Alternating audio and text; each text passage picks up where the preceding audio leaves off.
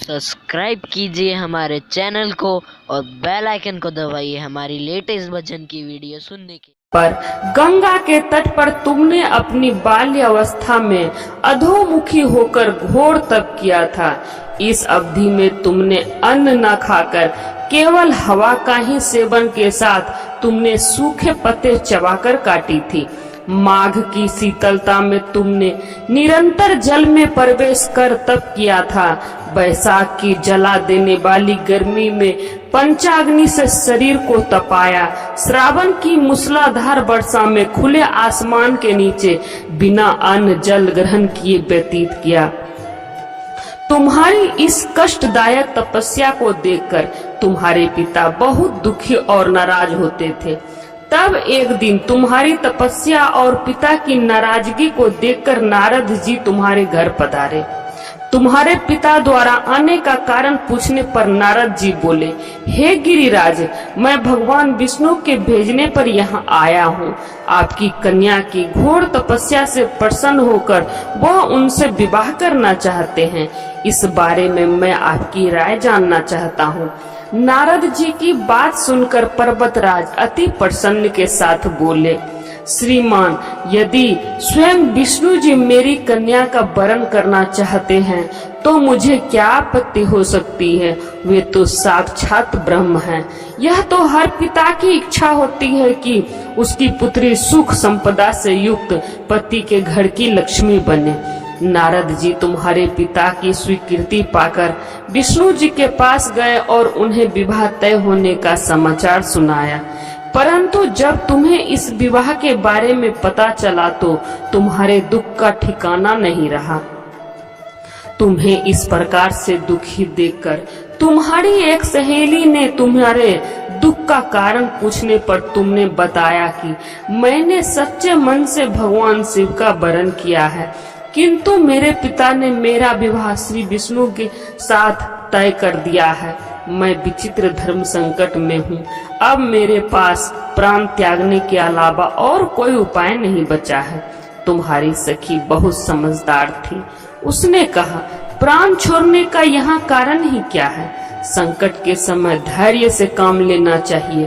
भारतीय नारी के जीवन की सार्थकता इसी में है कि जिसे मन से एक बार पति के रूप में वरण कर लिया, जीवन के अंत तक उसी से निर्वाह करे।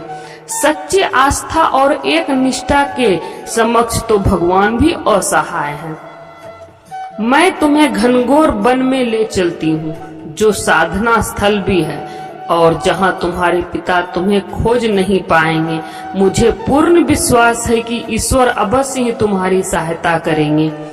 तुमने ऐसा ही किया। तुम्हारे पिता तुम्हें घर में न पाकर बड़े चिंतित और दुखी हुए। वह सोचने लगे कि मैंने तो विष्णु जी से अपनी पुत्री का विवाह तय कर दिया है। यदि भगवान श्री विष्णु बारात लेकर आ गए और कन्या घर में नहीं मिली तो मुझे अपमान सहना पड़ेगा। ऐसा विचार कर पर्वतराज ने चारों ओर तुम्हारी खोज शुरू करा दी।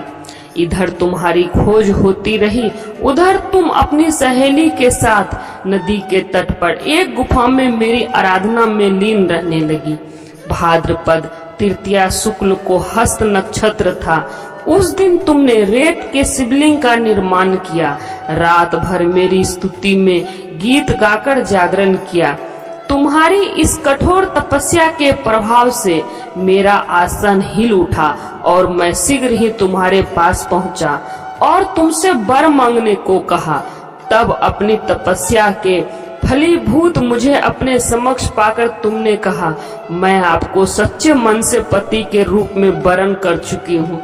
यदि आप सचमुच मेरी तपस्या से प्रसन्न होकर यहाँ पधारे हैं तो मुझे अपनी अर्धांगिनी के रूप में स्वीकार कर लीजिए। तब तथास्तु कहकर मैं कैलाश पर्वत पर लौट गया। प्रातः होते ही तुमने पूजा की समस्त सामग्री नदी में प्रवाहित करके अपनी सखी सहित व्रत का वरण किया। उसी समय गिरिराज अपने बंधु बांधवों के साथ तुम्हें खोजते हुए वहां पहुंचे। तुम्हारी दशा देखकर अत्यंत दुखी हुए और तुम्हारी इस कठोर तपस्या का कारण पूछा।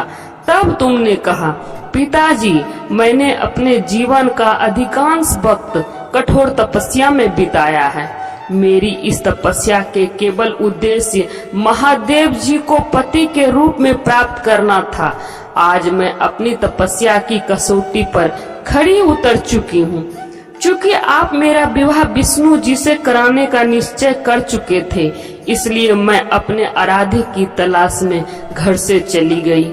अब मैं आपके साथ घर इसी शर्त पर चलूंगी कि आप मेरा विवाह महादेव जी के साथ ही करेंगे। पर्वतराज ने तुम्हारी इच्छा स्वीकार कर ली और तुम्हें घर वापस ले गए। कुछ समय बाद उन्होंने पूरे विधि विधान के साथ हमारा विवाह किया। भगवान शिव ने आगे कहा, हे पार्वती, भाद्रपद की शुक्ल तृतीया को तुमने मेरी आराधना करके जो व्रत किया था, उसी के परिणाम स्वरूप हम दोनों का विवाह संभव हो सका। इस व्रत का महत्व यह है कि मैं इस व्रत को पूर्ण निष्ठा से करने वाली प्रत्येक स्त्री को मन वांछित फल देता हूँ। भगवान शिव ने पार्वती जी से कहा कि इस व्रत को जो भी स्त्री पूर्ण श्रद्धा से करेगी, उसे तुम्हारी तरह अचल सुहाग प्राप्त होगा। इस व्रत को हरितालिका इसलिए कहा जाता है क्योंकि पार्वती की सखी उन्हें पिता और प्रदेश से हरकर जंगल में ले गई थी। हरित अर्थात हरण करना और तालिका मतलब सखी, इसीलिए इस व्रत को हरितालिका व्रत कहते हैं।